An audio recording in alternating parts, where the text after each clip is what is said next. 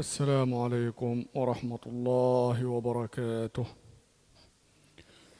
أعوذ بالله من الشيطان الرجيم. بسم الله الرحمن الرحيم. الحمد لله رب العالمين، والصلاة والسلام على أشرف الخلق أجمعين، سيدنا محمد النبي الأمي العربي القرشي الهاشمي الأمين، وعلى آله وصحبه ومن اهتدى بهديه وصار على نهجه إلى يوم الدين. اللهم لا سهلا إلا ما جعلته سهلا، وإن شئت جعلت الصعب سهلا، فيسر لنا أمرنا وعصرنا واجعلنا من عبادك المخلصين. رب اشرح لي صدري ويسر لي أمري واحلل عقدة من لساني يفقه قولي. سبحانك لا علم لنا إلا ما علمتنا إنك أنت العليم الحكيم، ولا حول ولا قوة إلا بالله العلي العظيم. آمين. وبعد. Jadi malam ini insyaAllah tajuk kita ialah Al-Hijrah ke Habsyah, atau penhijraan pertama ke Habsyah.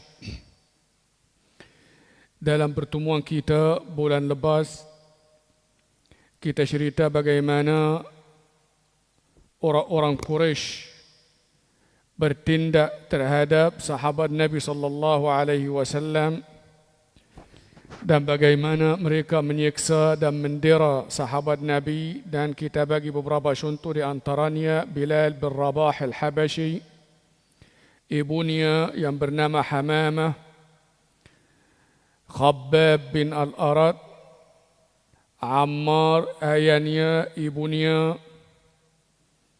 dan lain-lain. Dan kita sudah tahu juga Nabi sallallahu alaihi wasallam, sekalipun dia diancam oleh orang-orang Quraisy,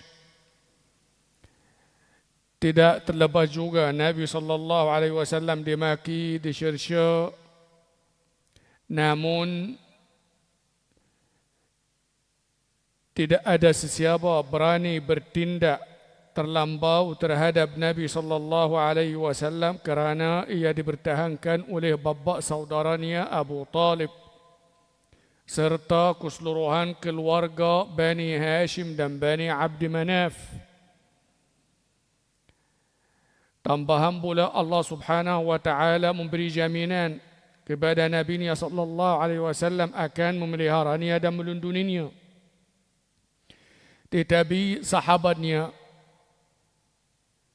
Nabi sallallahu alaihi wasallam tak berupaya, tak berdaya untuk mempertahankan sahabatnya yang begitu didera dengan begitu teruk sekali oleh orang-orang musyrik. Jadi Nabi sallallahu alaihi wasallam bila rasa bersempati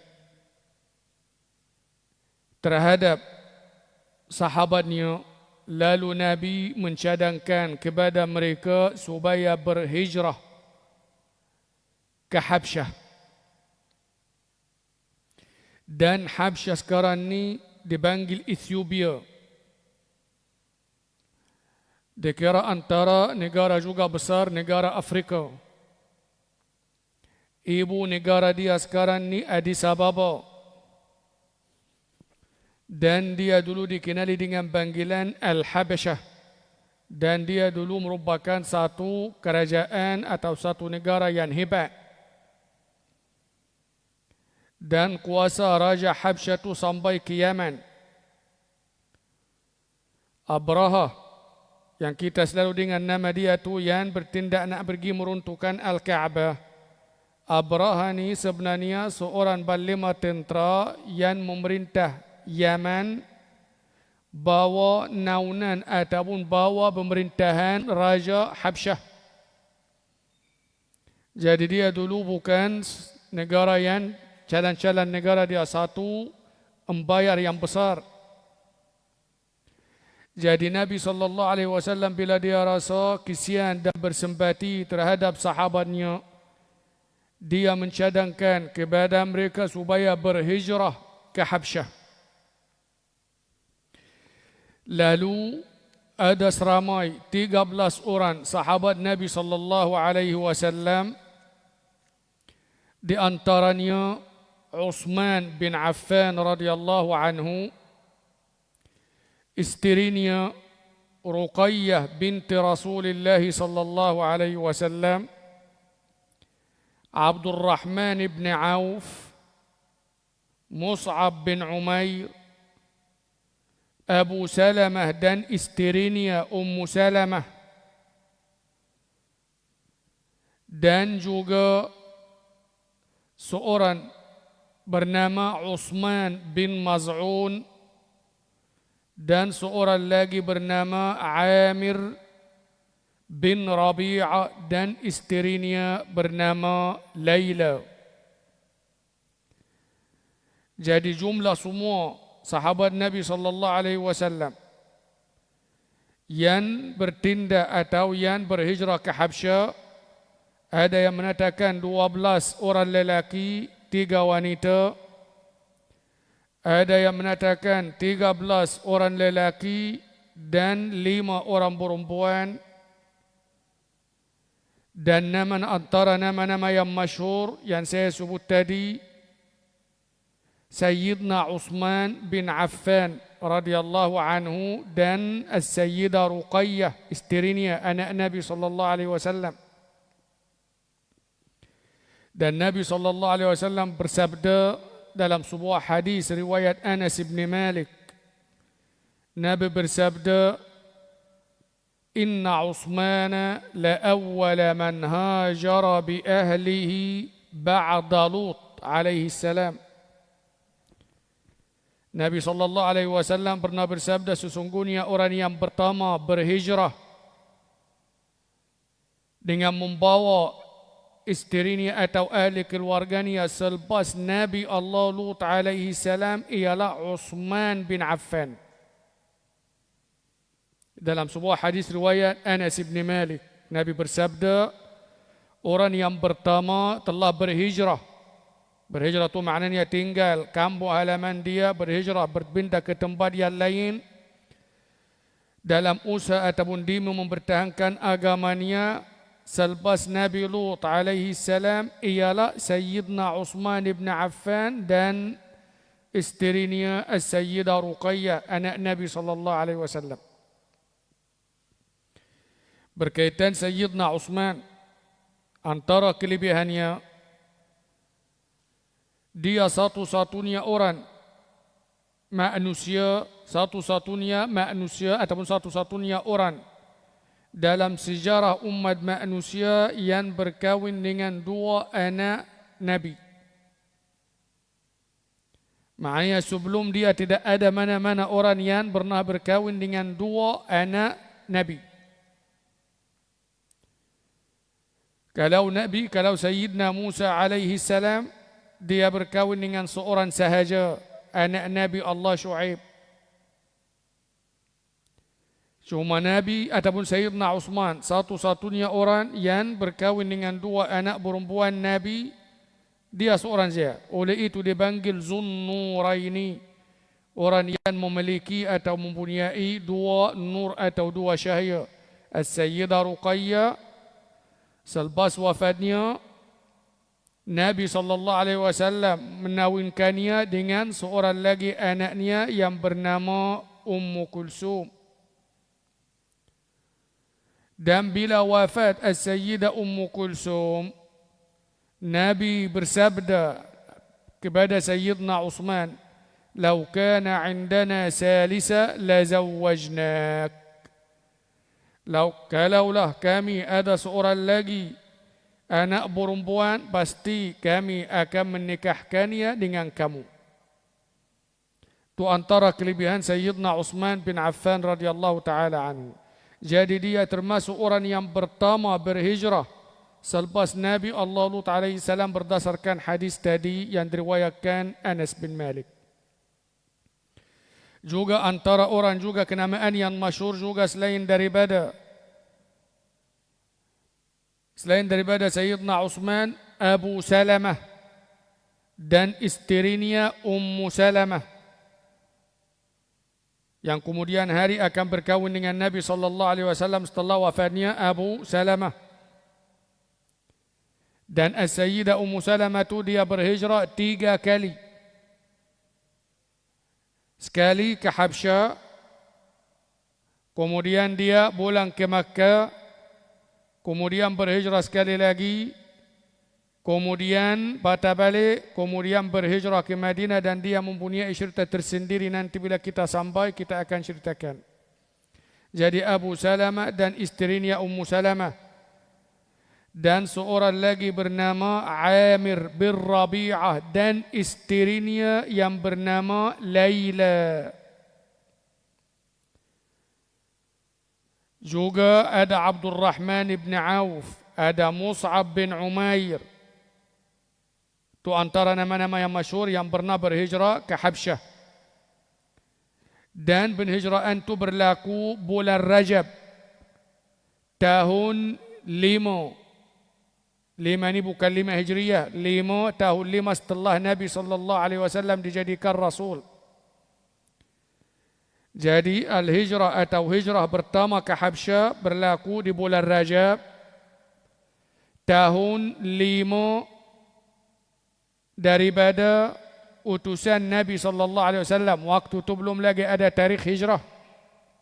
Maknanya 5 tahun setelah Nabi jadi Rasul, mereka bertindak berhijrah ke Habsyah bulan Rajab. Semasa nama yang kita sebut tadi yang bernama Laila dengan suaminya Amir bin Rabi'ah. Dulu kita nak kata apa? Bila mereka keluar daripada Makkah, mereka keluar secara tersembunyi. Maknanya bukan mereka berkumpul dan keluar ramai-ramai, tak.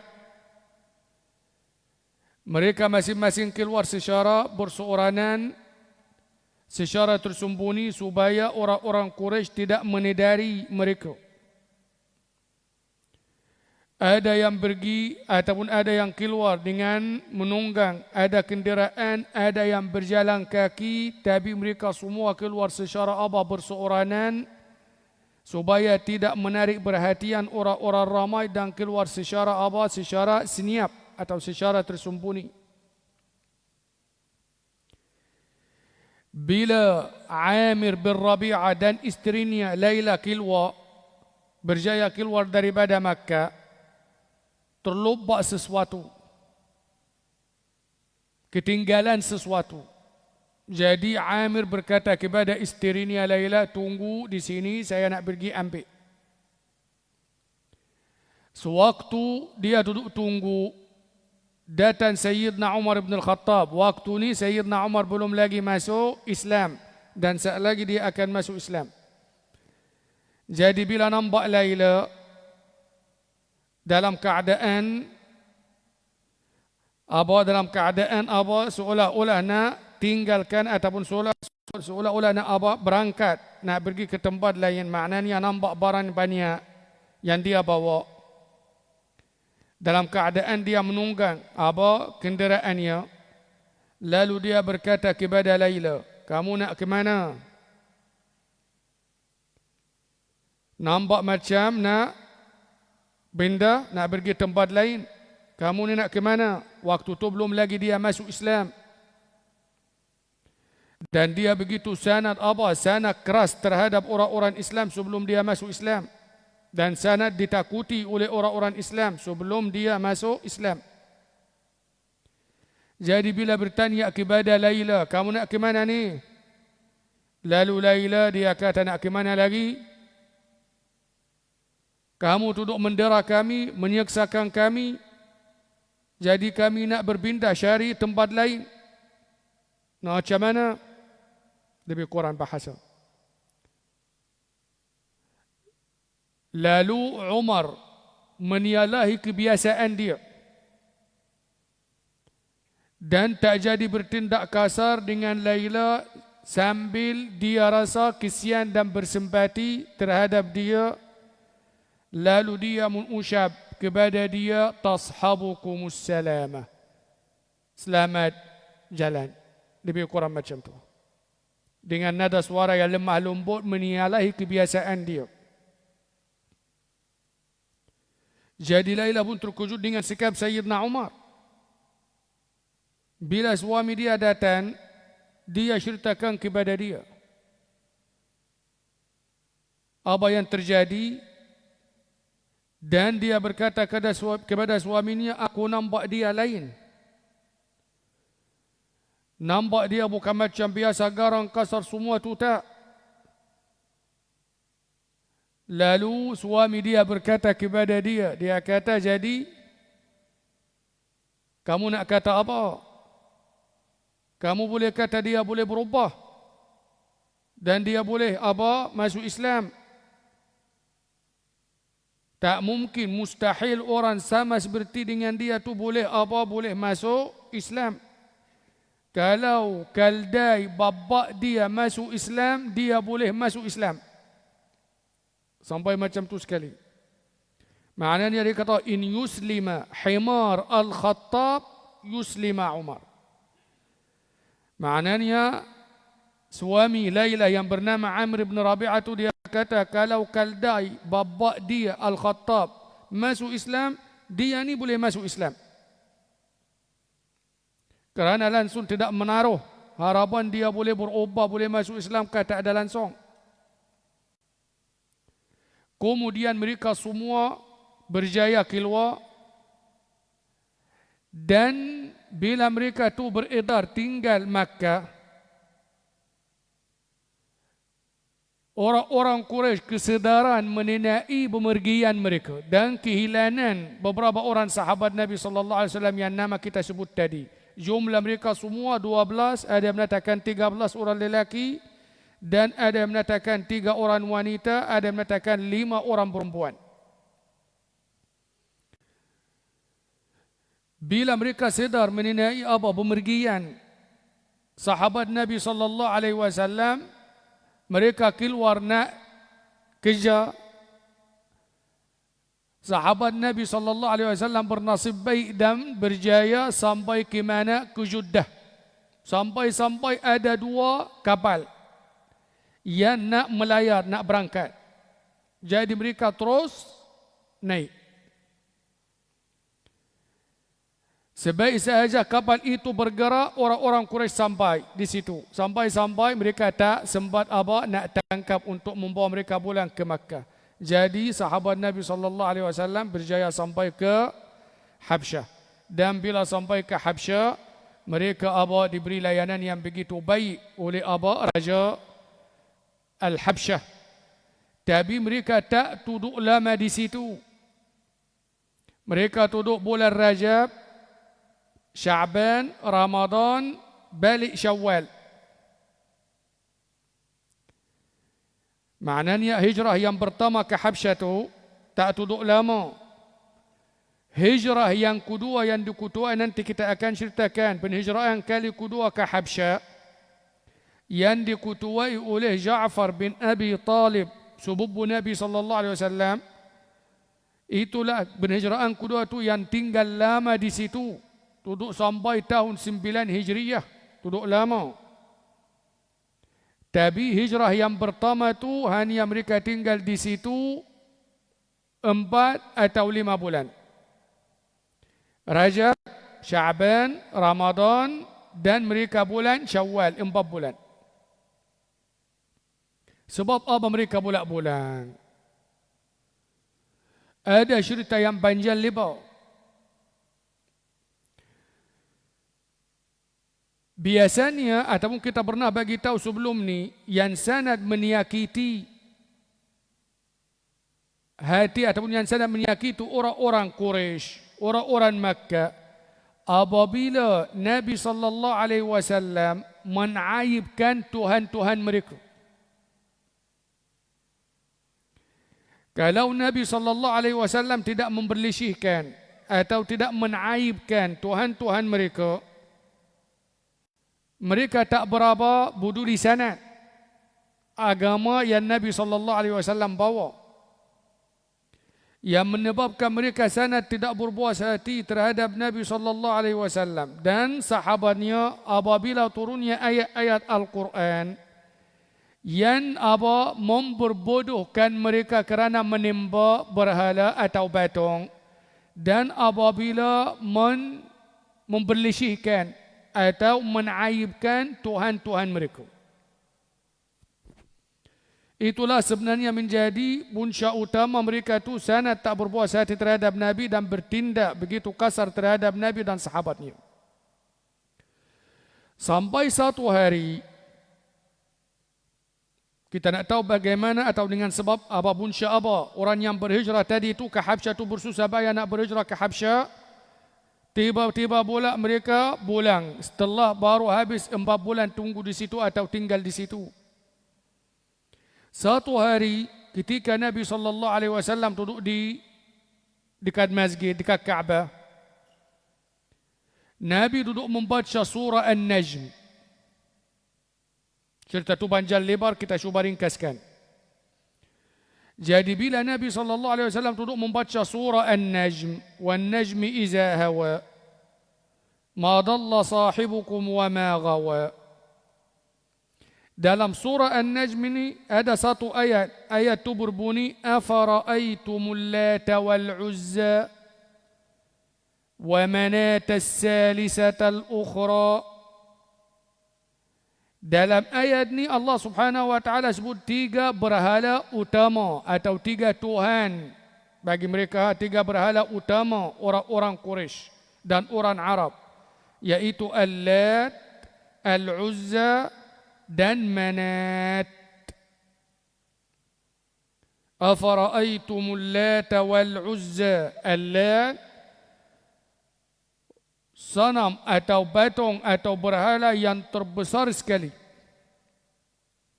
yang paling utama bagi keseluruhan orang Arab. Berada di mana? Ada di Saqif, ada di Taif sekarang. Dan dia Al-Lat tu, berhala tu atau patung itu, dia bersaing dengan Kaabah. Maknanya orang-orang Arab bila pergi membuat haji di Kaabah, mereka juga akan pergi membuat haji di Al-Lat. Boleh kata apa? Berhala yang terbesar sekali. Lebih kurang macam yang ada di Batu Kef, lebih kurang. Jadi semua menjadi tempat tumpuan keseluruhan orang-orang Arab. Dan dia pun bukan sekadar patung, dia ada rumah ibadah dia yang besar. Al-Uzza juga merupakan satu berhala atau satu patung atau satu berhala juga yang dipercayai oleh orang Arab. Dan ada di satu tempat nama dia Nakhlah. Ada pula lagi satu patung atau satu berhala Manat yang disebut dalam surah An-Najm, duduk di Bani Taim, satu perkampungan atau satu kawasan orang Arab. Selain daripada 3 ni, ada bermacam-macam patung yang lain. Orang Quraisy secara peribadi ada berhala mereka sendiri, nama dia Hubal, Ha Ba Lam. Tapi 3 berhala yang paling utama, yang paling besar yang disebutkan dalam surah An-Najm, Al-Lat, Al-Uzza dan Manat.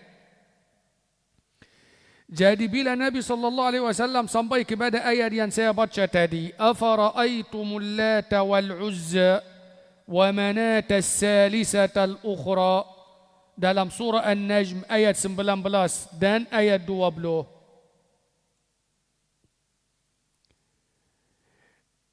Nabi SAW berhenti seketika.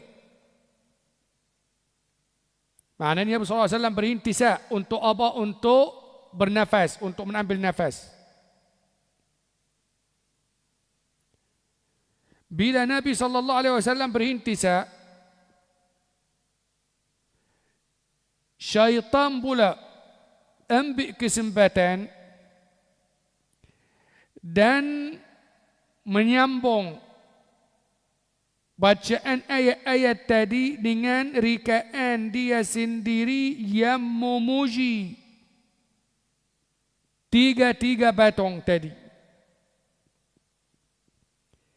dengan meniru gaya dan lunak suara Nabi sallallahu alaihi wasallam. Sekali lagi, bila Nabi sallallahu alaihi wasallam baca surah An-Najm, wan najmi idza hawa ma dalla sahibukum wa ma ghawa, bila sampai ayat 19 dan ayat 20, dalam ayat 19 tu Allah Subhanahu wa taala ataupun ayat tu berbicara mengenai Al-Lat wal Uzza wa Manat as-salisata al-ukhra. Afara'aytumul Lat wal Uzza wa Manat as-salisata al-ukhra. Nabi baca sa untuk apa? Untuk mengambil nafas atau berehat sa. Jadi syaitan duduk menunggu dan menanti nak kacau bacaan Nabi sallallahu alaihi wasallam. Jadi bila Nabi berhenti untuk seketika, syaitan pula dia meniru suara dan lunak suara Nabi dan membuat ayat yang memuji tiga berhala tadi.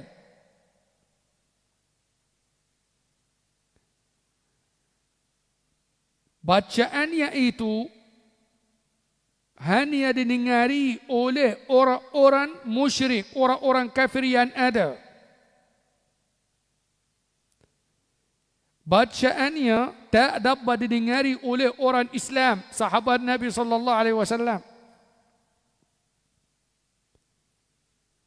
Jadi bila Nabi sallallahu alaihi wasallam menyambung bacaannya tanpa menedari apa yang syaitan lakukan, dan Nabi teruskan sambung bacaan macam biasa, bila sampai akhir suratul Najm, bila Nabi sallallahu alaihi wasallam sampai kepada penghujung suratul Najm, ada ayat sajdah.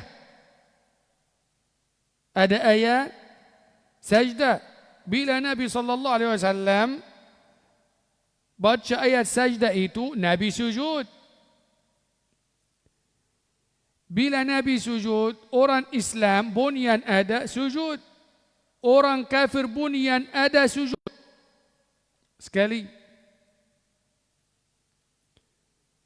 Tak ada seorang pun yang ada tak sujud. Semua sujud. Nabi sujud.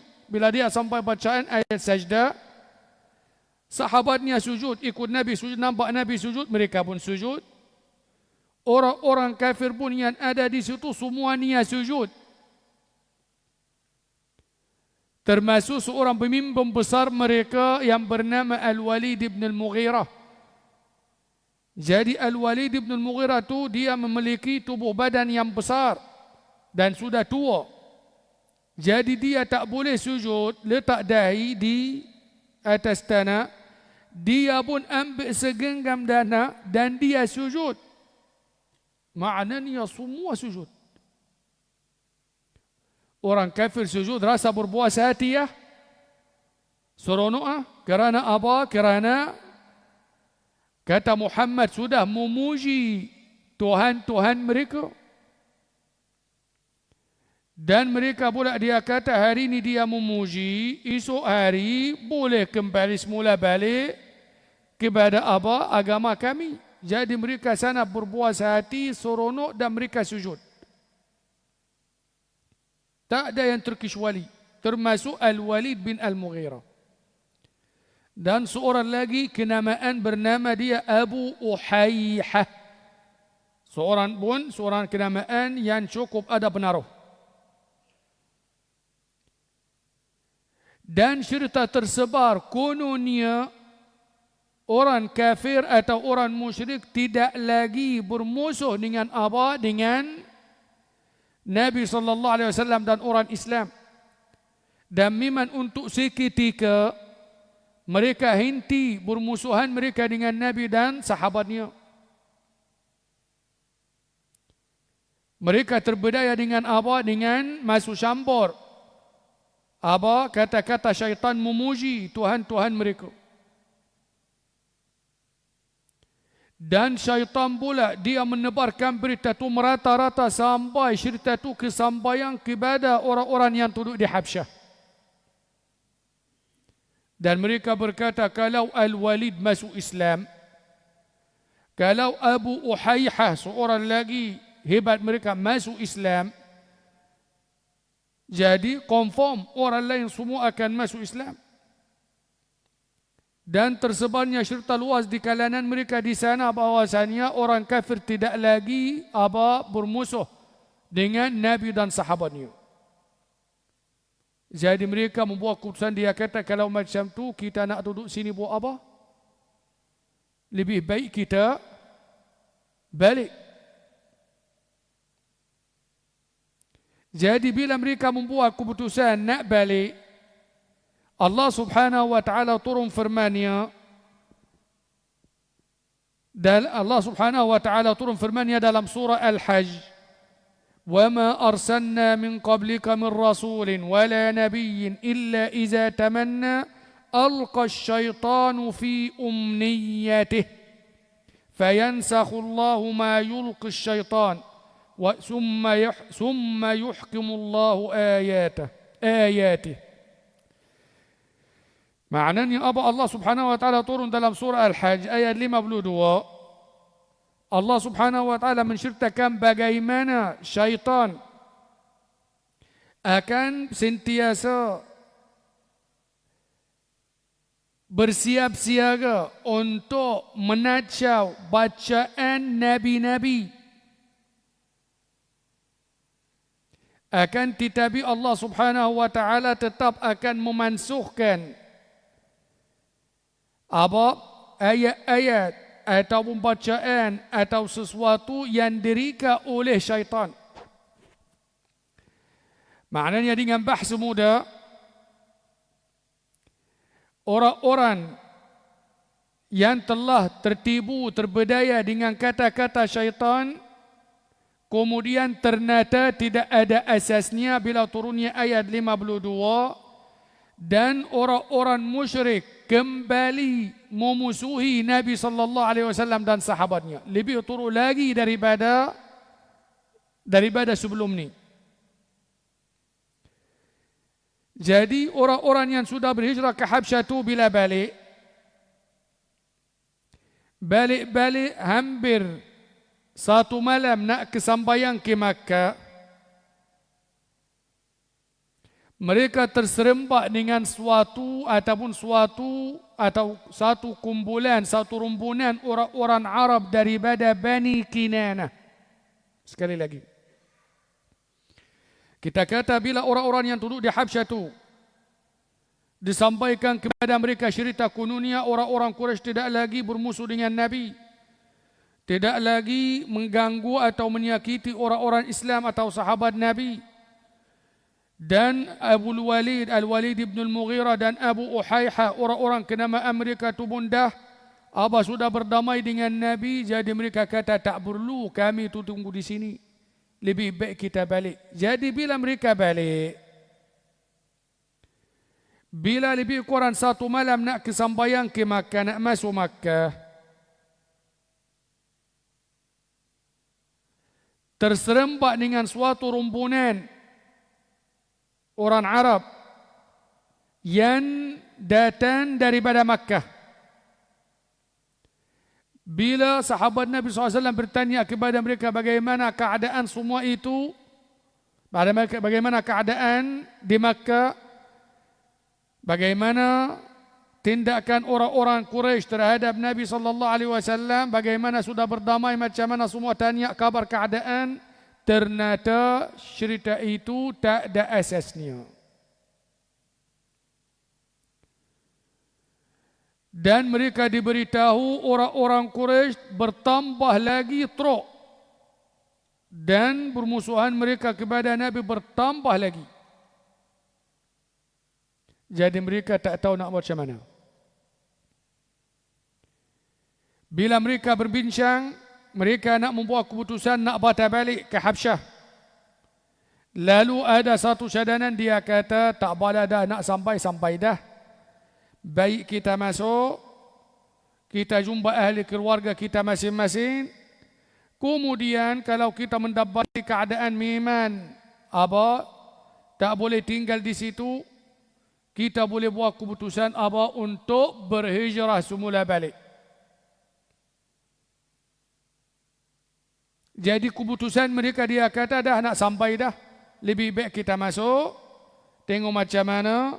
Kalau masih lagi mereka orang-orang Quraisy tu duduk memusuhi Nabi dan duduk menyakiti sahabatnya dan akan menyakiti kami, kita akan sekurang-kurangnya kita jumpa ahli keluarga kita masing-masing dan melepas rindu dan kita boleh keluar balik atau berangkat atau berhijrah semula balik ke Habsyah. Tapi mereka nak masuk, tak berani masuk. Tak berani masuk. Nak masuk dengan sendiri macam tu tak boleh. Kerana kalau masuk dengan sendiri macam tu akan terancam dan boleh dibunuh.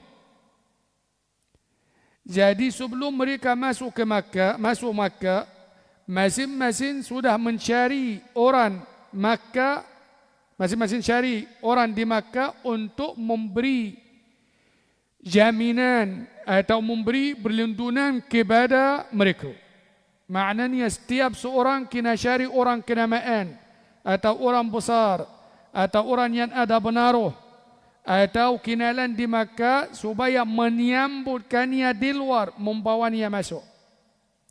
Kita panggil jiwar atau himayah. Yang dapat, ada yang dapat orang sanggup melindunginya, jadi orang tu masuk. Bawa perlindungan orang kafir. Yang tak dapat orang, dia masuk secara tersembunyi. Dan dia duduk bersembunyi daripada kelihatan, daripada ia dilihat oleh orang ramai. Tunggu betapa susah mereka nak kembali, nak masuk Makkah, tempat sendiri pun tak berani. Yang boleh masuk bawa perlindungan orang-orang daripada Makkah. Kena cari orang kenamaan atau kenalan atau orang yang kuat atau ada penaruh atau ada keluarga ramai, baru dia boleh membawanya masuk Makkah. Yang tak ada dan nak masuk juga, dia masuk secara senyap. Dan bila masuk bersembunyi supaya tak dinampak oleh orang ramai. Dan semua ni yang masuk. Ada pula setelah masuk, kumpulan pertama tu ada yang tinggal di Makkah sampai berlakunya hijrah kali kedua, berhijrah sekali. Ada yang terus tinggal di Makkah sampai berhijrah terus ke Madinah. Dan ada yang tak boleh tahan tunggu orang ramai nak berhijrah kali kedua, dia patah balik sendiri atau dia balik sendiri berseorangan. Itu hijrah yang pertama. Kesimpulannya, seramai 13 orang sahabat Nabi SAW, lelaki, 3 orang wanita berhijrah di bulan Rajab tahun 5 setelah Nabi SAW jadi Rasul. Kemudian mereka tinggal di situ 4 bulan dan mereka bulan semula ke Makkah. Dan sebabnya mereka mereka balik ke Makkah yang kita ceritakan tadi. Bila adanya cerita tersebar kononnya orang-orang Quraisy tidak lagi bermusuh dengan Nabi, sudah berdamai. Apabila terbedaya dengan kata-kata syaitan yang meniru gaya bacaan Nabi dan menambah ayat yang memuji berhala-berhala yang kita ceritakan tadi. Baik, ini yang pertama, hijrah ke Habsyah yang pertama. Kemudian kita masuk Islam Sayyidina Umar bin Al-Khattab radhiyallahu anhu. Kalau masa tidak cukup, kita mula kemudian sambung. Jadi Islam Sayyidina Umar bin Al-Khattab. Sampai hijrah pertama ke Habsyah sampai waktu itu Sayyidina Umar tak masuk Islam. Dan kita ceritakan tadi dia salah seorang yang begitu sangat kasar terhadap orang-orang Islam. Dan dia cukup menyakiti mereka. Dan orang Islam cukup takut kepada dia dulu sebelum dia masuk Islam. Jadi Sayyidina Umar masuk Islam sejurus kembalinya orang yang berhijrah ke Habsyah pada tahun 6 Hijriyah. 6 Hijriyah pula. Pada tahun 6 setelah Nabi sallallahu alaihi wasallam dijadikan rasul. Waktu itu belum lagi ada tarikh. Jadi akan kira apa? Akan kira penutusan Nabi sebagai tarikh. Akan kata tahun 2 setelah Nabi dijadikan rasul, tahun 3 setelah Nabi dijadikan rasul, tahun 5 setelah Nabi dijadikan rasul. Jadi Sayyidina Umar masuk Islam tahun 6 setelah Nabi sallallahu alaihi wasallam jadi rasul. Dan umurnya pada waktu itu 26 tahun. Maknanya dikira masih lagi remaja. Jadi Sayyidina Umar masuk Islam tahun 6 setelah Nabi SAW dijadikan Rasul. Dan umurnya pada waktu itu 26 tahun. Dan dia masuk Islam yang masyhur. Dia masuk Islam 3 hari setelah Sayyidina Hamzah masuk Islam. Dan kita pernah dulu cerita bagaimana kisah Islam Sayyidina Hamzah. Jadi yang masyhur Sayyidina Umar masuk Islam 3 hari setelah Sayyidina Hamzah masuk Islam. Jarak di antara Sayyidina Hamzah masuk Islam dengan Sayyidina Umar 3 hari. Dan ada juga berkata Sa'id bin Al-Musayyab, seorang ulama besar tabi'in. Dia kata jumlah orang-orang Islam 39 orang, Sayyidina Umar belengkap orang yang ke-40. Maknanya jumlah keseluruhan orang Islam yang masuk Islam sebelum Sayyidina Umar 39 orang. Lebih muda ingat 40 orang. Maknanya cuba bayangkan dalam tempoh 6 tahun baru 40 orang masuk Islam. Jumlah keseluruhan orang Islam 40 orang dalam 6 tahun. Susah, sukar sekali Islam berkembang di Makkah.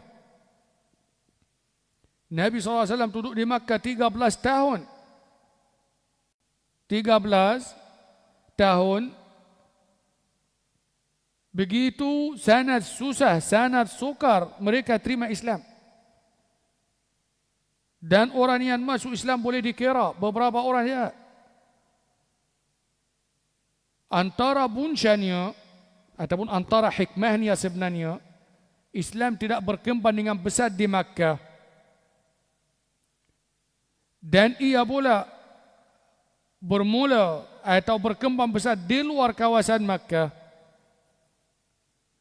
Kerana kalau Islam diterima oleh orang-orang Makkah dengan begitu mudah dan berkembang dengan begitu besar di kalangan orang-orang Makkah, akan mendatangkan tuhmahan terhadap Islam dan terhadap Nabi sallallahu alaihi wasallam. Macam mana? Kalau orang Makkah semuanya masuk Islam atau tidak menentang Nabi dan dengan mudah mereka terima Islam, dan sebetulnya mereka melakukannya kerana mereka bukan tak kenal Nabi.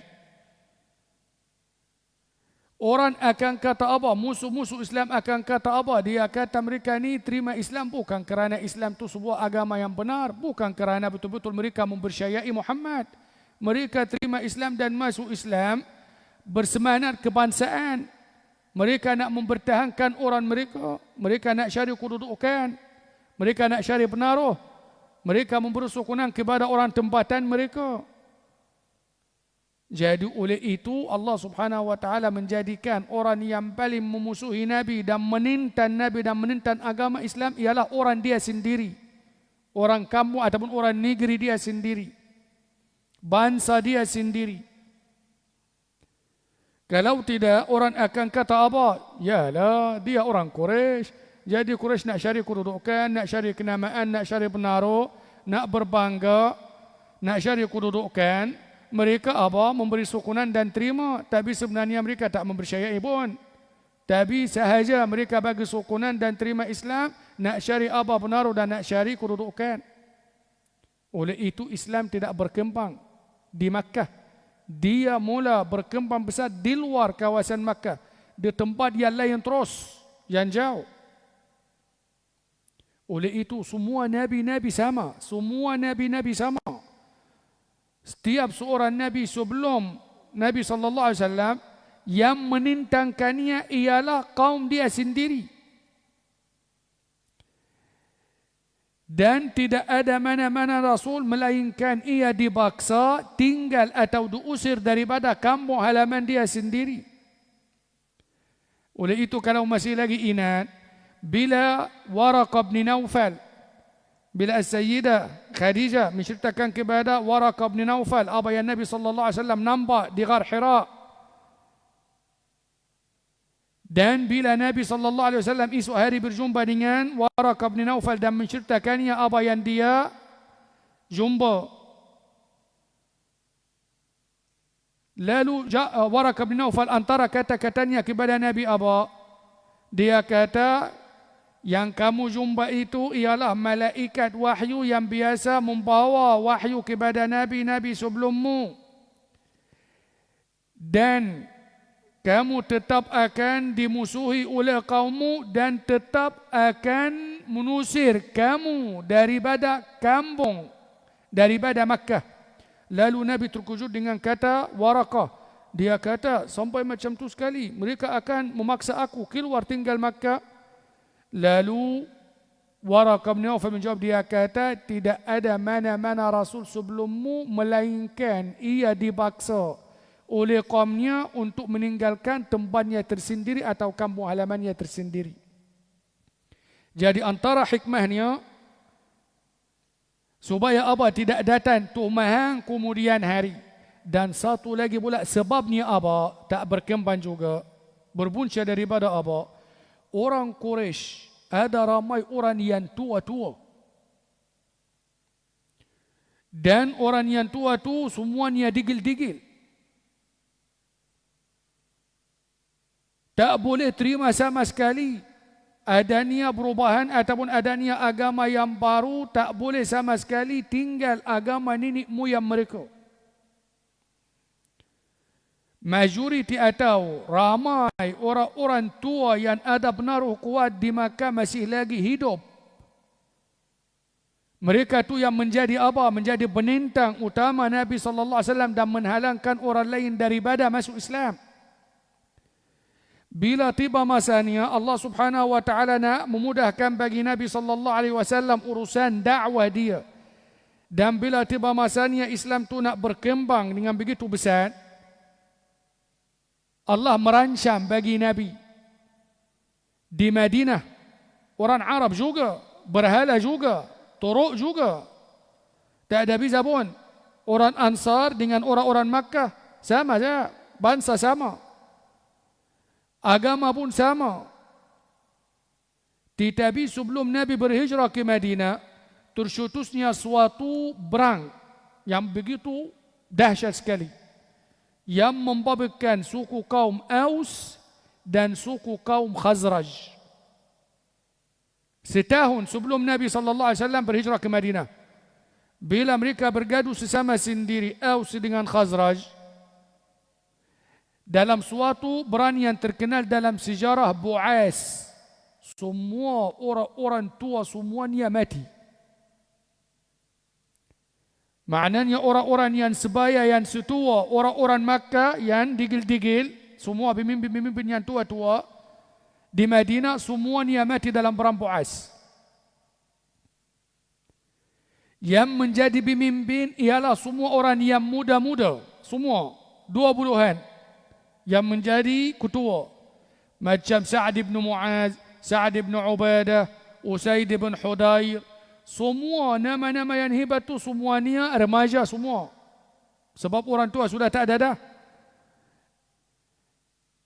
Jadi bila Nabi SAW berhijrah ke Madinah, sebelum Nabi SAW kesampaian ke Madinah, melalui utusan Nabi Mus'ab bin Umair dan Abdullah bin Maktum, Islam sudah berkembang dah di kalangan orang-orang Madinah.